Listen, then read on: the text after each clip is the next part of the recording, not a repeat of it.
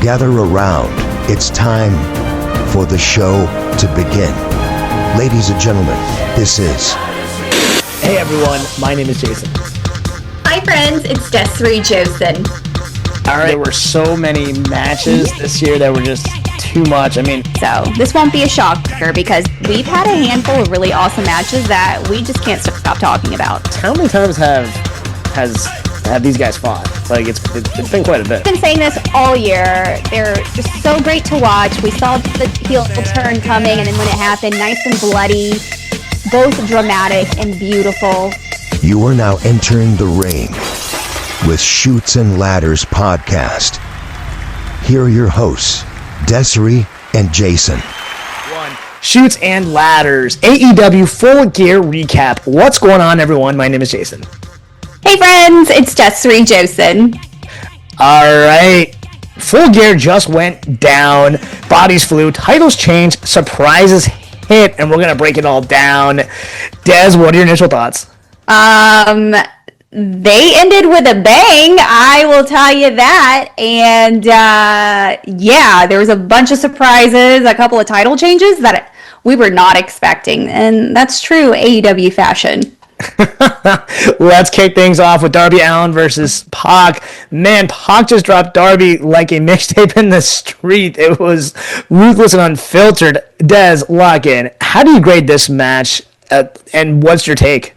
This was pretty brutal, especially knowing that Darby was already bandaged from being burned from like a week ago, so he wasn't in his best feeling anyway. But like you said, Pac manhandled him, and he did this nasty like gorilla press off the apron and just threw him, and all you hear is this thud of a body. And then he rips off his bandages and just starts scratching at, it was just so good. But, yeah, we were expecting Darby to pull out this win, but then, of course, Yuta comes out with a bat, and, they do what they need to do, and, of course, Pac wins. But it was a very gritty, very dirty match. A good way to start everything. So I'm going to give it like a B+. Yeah, I'll give it an A- just because, again, it was very kind of just a, hey, look, we're going to show you what this pay-per-view is about. And I always say, you have to start off strong. I thought they made a good call with that. It was definitely a brutal match. So, yeah, I'm going to give it an A-. I actually thought this kicked things off well. Mm-hmm. All right, now we're going to go to the women's tag tournament, the Fatal 4-Way. Des, tag in, break it down. How good was this chaos, and what grade are you giving it? I thought it was pretty decent. I love all of the women, and with these kind of size of matches with 2 or 4 tag teams, it's kind of hard to keep an eye on everything because they just start, getting feral and going at it, so you don't know who's legal and who's not.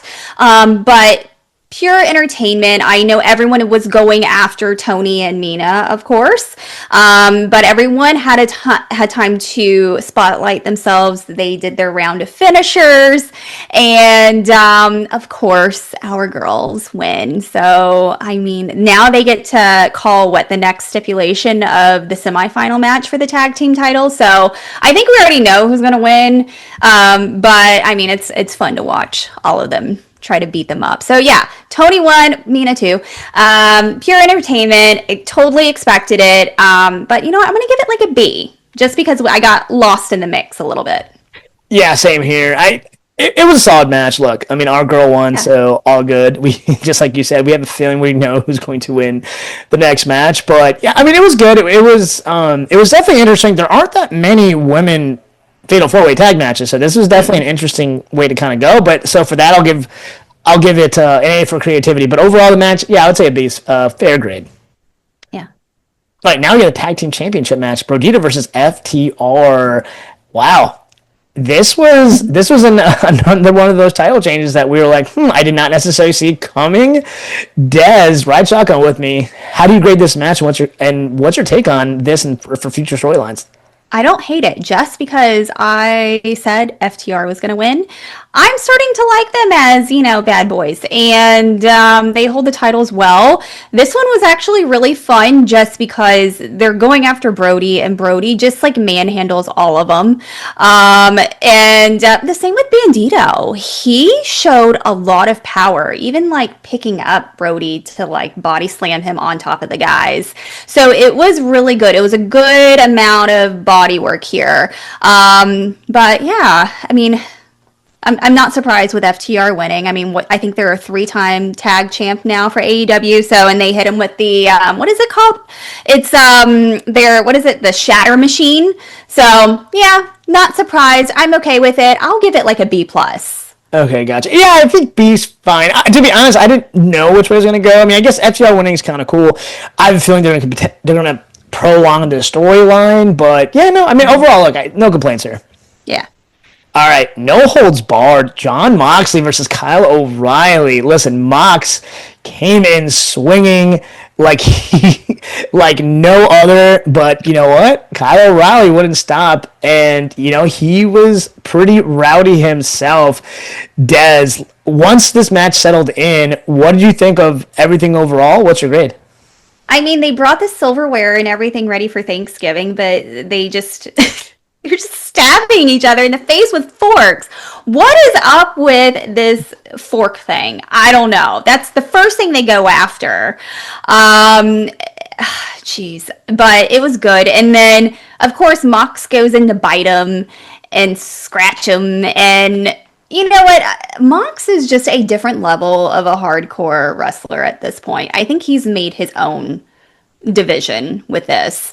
And I don't hate it because he owns it and he's really good at it. So, but Kyle, my God, he made him work for it, trying to get that ankle lock in, and he finally got it and made him tap twice. So, at the very end, we were like, oh, is Mox going to be like really cool and, kind of show him some respect? And we thought, I mean, technically he did for that 1 second. He like bowed down and like head nodded, and then of course goes after his hurt arm and beats the hell out of him. So yeah, not a shocker, but it was a really good match, and it's really cool to see Mox actually lose when he doesn't have to and puts other guys over, but still looks like the legend that he is. So it was a pretty awesome match. I give it like an A-. Okay. Yeah, look, it was definitely brutal, that's for sure. I'd say A-. You know what? I'll go ahead and agree with you. What's interesting to me, just like you said, he has no problem putting guys over. And look, you know what? At the beginning of this year, we even had an episode that said, look, Mox is going to run wild throughout the year. He's now a mid-carder, which is kind of crazy. He's still a main eventer, don't get that wrong, but it is definitely interesting to me that he basically kind of is now, I mean, technically this match is right in the middle of the card, which I just thought that was interesting. So overall, creatively, there's some shakeups in AEW, that's for sure. Yeah. All right, now we have the TNT Championship, no disqualification. Mark Briscoe versus Kyle Fletcher. Briscoe went full outlaw, chairs, barbed wire, everything but a grocery cart. Dez, blood, barbed wire, and Briscoe's heart. Grade this no DQ match. The number of spots where you're like, oh my God, there were so many of them. And, I wouldn't expect anything less from Mark Briscoe. But the fact that Kyle took some really awesome hits too, it was brutal. And even Don Callis was on commentary saying, oh, I have so many plans for Mark Briscoe. So they were ready for him. But there was one spot that I just died laughing at, and it was where Mark was coming off the top rope and he kicked a ladder right into Kyle's face. It was just the funniest thing. But of course, Mark hits him with like, what is it? The J driller, I think that's what it was, and then pins him. So of course he wins. It's always great. He's a crowd favorite. He's a legend, and I'm glad to see him win and hold some gold. So it was good. I give it, just because it was so entertaining, I'll give it like an A-. Yeah, A- for sure. And you know what? I'm going to go ahead and say it. I think he is a potential world champion in the future. Yeah. I think I thought it was cool that he got some gold. Definitely well deserved. So yeah, A-, another just brutal match. All right, now we're going on the Casino Gauntlet, and wow, Ricochet turned that gauntlet into a personal trampoline. Look at him bounce off everybody. That was impressive. Des, what's your feeling on Ricochet's big moment, and how do you grade this crowning? I'm okay with it, but I'm not a big Ricochet fan, so he could just ricochet on out. It was okay. Yeah, I mean, Shelton and Bobby Lashley opened it up, so it was fun to see those guys, go at it for just a couple of minutes. And then, of course, Death Riders come out and take over. Orange Cassidy comes out. But what I love is when Ricochet comes out, all the bald jokes are there. They go and rub his head and just, aggravate the hell out of him. But not saying that Ricochet doesn't deserve anything. He could, just because he's a power in the ring, he is a high flyer and sacrifices his body for some of those spots. So I give him credit for that. I'm curious to see how he's going to be with this, but I mean, it's all right. I didn't call it. Your guy Daniel Garcia was in it and did fairly well. So I was like, oh, he may actually get it, and Jason may be right. But yeah, Ricochet got it. I'll give it a B just because he won. So. Yeah, and to be honest, this is the match. Okay, well, like the match overall was pretty solid. I'm kind of with you. If Ricochet was just better on the mic, we'd be having a much different conversation. Yes. But yeah, I mean, honestly, Daniel Garcia's kind of pulled from like, whoa, am I actually right? Because I just kind of threw it out there. but yeah, Ricochet winning, it's okay. I think. Listen, they look to. I mean, I think Creative really really likes him, so I think they're going to have him win some more in the future. So. Sure. No. Yeah. All right, now we're starting to hit the lull. Young Bucks and Josh Alexander versus Jurassic Express and Kenny Omega. $1 million match, more like buckshot. Guys, give me the $1 million mind. What's your grade on this trio extravaganza? Well, we know how I feel about the Young Bucks, and they're not worth a penny. No, I take it back. They are very athletic. The crowd loves them. I don't.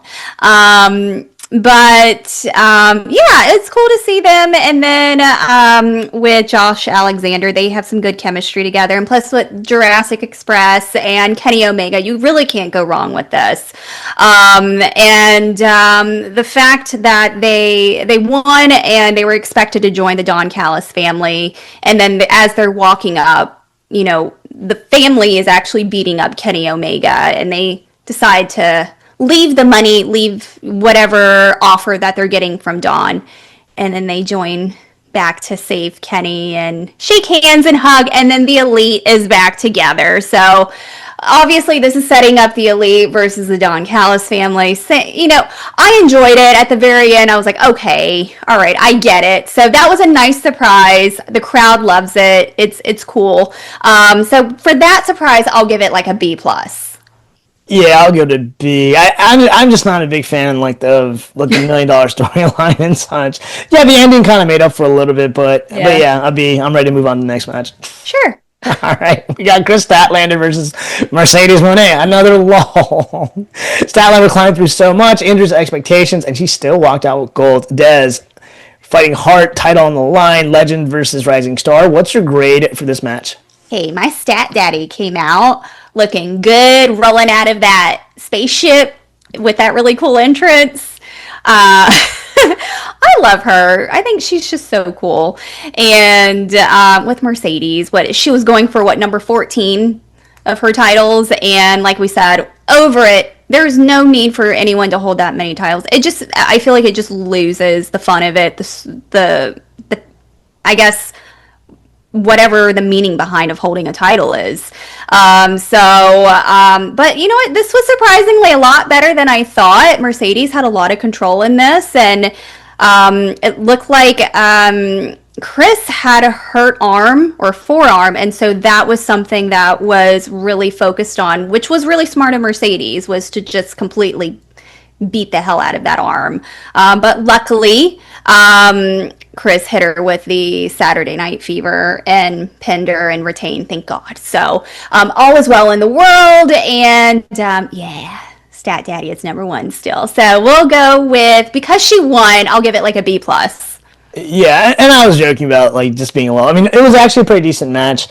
Statlander's actually been pretty impressive. I don't dislike Mercedes as much as you, but yeah, I think it was okay. But I'm kind of with you. I mean, having all those titles, I don't understand the purpose of it. So yeah, overall, I liked it, and I'm gonna go ahead. I'll give it a B. Yeah. All right, now to the shocking main event: Hangman versus Samoa Joe. And that finish, Muscle Buster on the belt, Swerve's return. This was wrestling theater. Des, climb the cage with me for a second. How do we grade Joe's surprising win? What the hell happened? This is not what we called. I thought everyone was like, Hangman's got, a good year run with this, and he's done so well. And yeah, we've already seen this match before. He beat Samoa already, so we're like, he's just going to beat him again, and then he's going to go on and, go pick on somebody else. Not the case, and they started off really brutal, a lot of color. I wasn't expecting them to come with so much color. I mean, Hangman, he even bites open a wound of Samoa Joe's, and then we get to see a couple of people come out, and that's what the shock was. Hobbs comes out and opens the door, and who was it? Hook gets the title and smashes him in the head with the belt, and then that's where he comes in, and what is it? The muscle buster that he did. I'm like, what?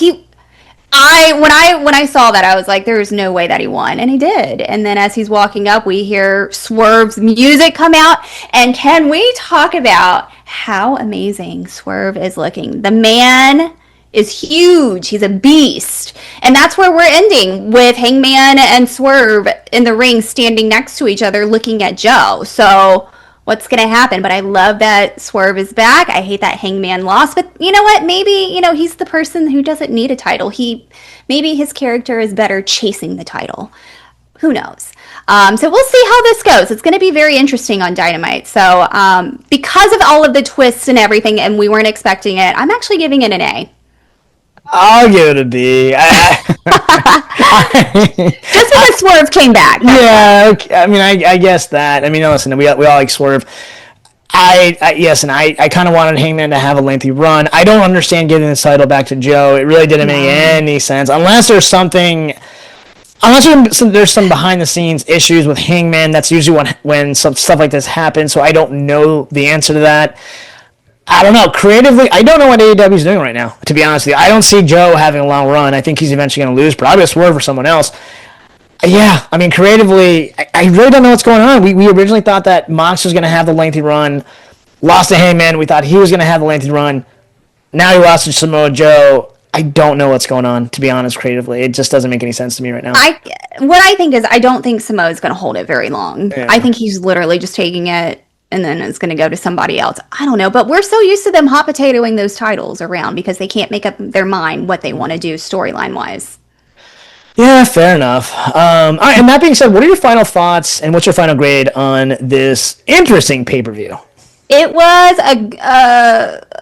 it shocked me. I tell you that. I wasn't expecting some of it. So it wasn't terrible. Like you mentioned, it just threw us off a little bit because some of it just didn't make sense. But overall, entertaining. It had us talking. It had a lot of people on social media saying whatever, their thoughts were. So that's exactly what they wanted. So, yeah. So I'll give it, overall, a B. Yeah, I think B's a fair grade, and they've had so many great pay-per-views this year. Yeah. I wouldn't put this as one of the top ones. No. But definitely surprised, that's for sure. It was the most shocking pay-per-view, that's for sure. Yeah. All right, well, that actually wraps up this episode. What are your grades on AEW's Full Gear? Shoot us a DM at the Shoots and Ladders. And like always, please like, share, and subscribe both on YouTube and Spotify. Once again, my name is Jason. I'm Desiree Josen. All right, until next time, have a blessed day and a blessed week. Have a great week. Happy Thanksgiving. Bye, friends. This has been Shoots and Ladders. Follow us for more content